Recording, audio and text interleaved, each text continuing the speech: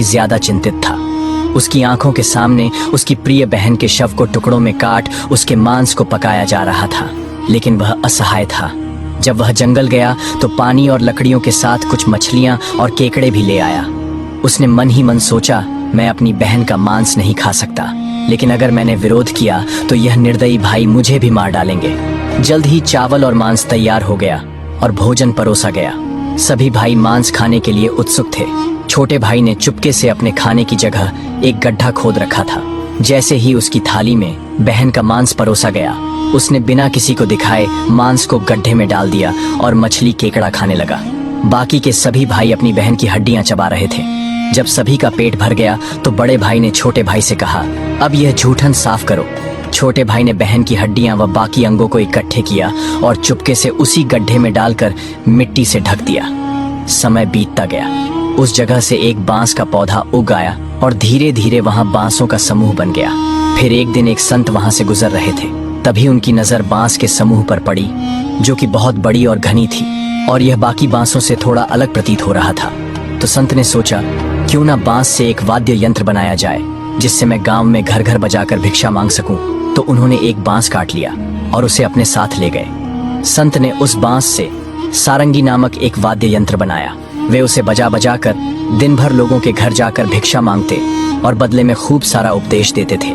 एक दिन संत भिक्षा मांगते हुए उसी गांव में जा पहुंचे जहां वे सातों भाई रहते थे और अब तक 6 भाइयों का विवाह हो चुका था, लेकिन 7वां भाई अब भी अकेला था।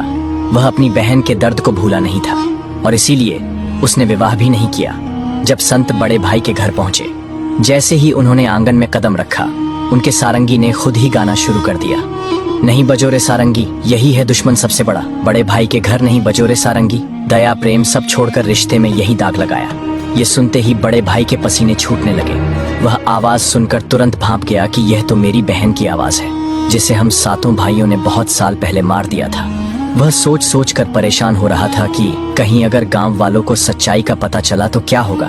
उसने तुरंत अपनी पत्नी से कहा, जल्दी से योगी को भिक्षा देकर विदा करो।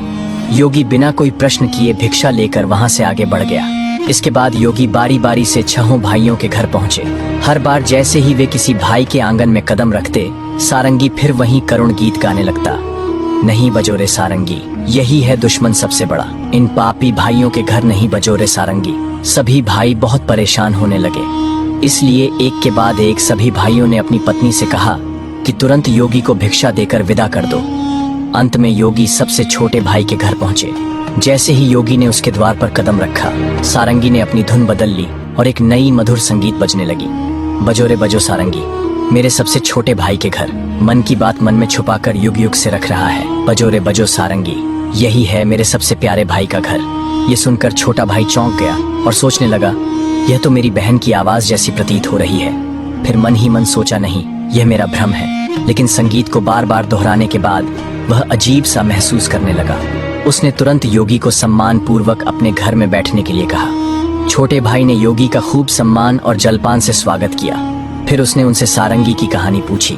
योगी ने उसे बताया कि यह वाद्य यंत्र एक विशेष बांस से बना है, जो एक अज्ञात जगह पर जंगलों के बीच से उगे बांस के समूह से लिया गया था।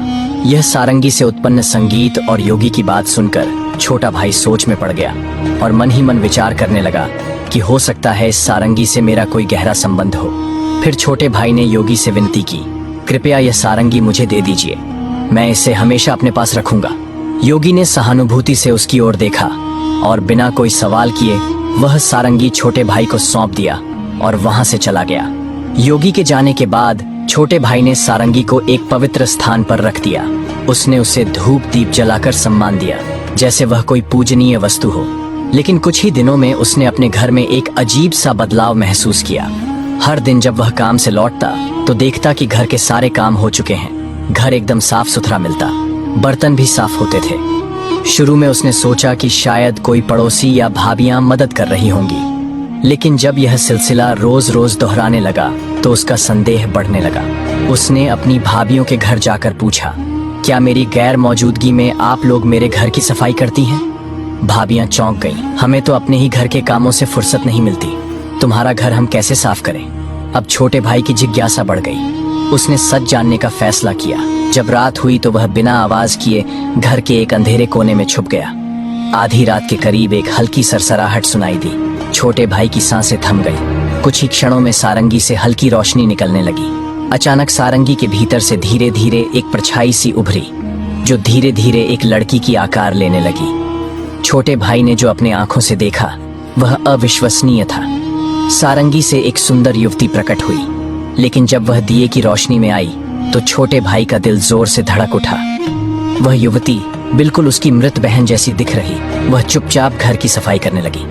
उसने एक एक सामान को उसके सही स्थान से लगाया, बर्तनों को धोया और फिर घर की सफाई करने लगी। उसकी हर हरकत में अपनापन था, जैसे वह किसी अपने के घर को सहेज रही हो। युवती ने धीरे धीरे अपने काम खत्म किए और फिर जैसे आई थी वैसे ही सारंगी में समाने लगी। छोटे भाई हिल भी नहीं पा रहा था। जब वह पूरी तरह सारंगी में समा गई तब जाकर उसने राहत की सांस ली। अगले दिन उसने यह रहस्य अपनी बड़ी भाभी को बताया। बड़ी भाभी कुछ देर चुप रही, फिर गंभीर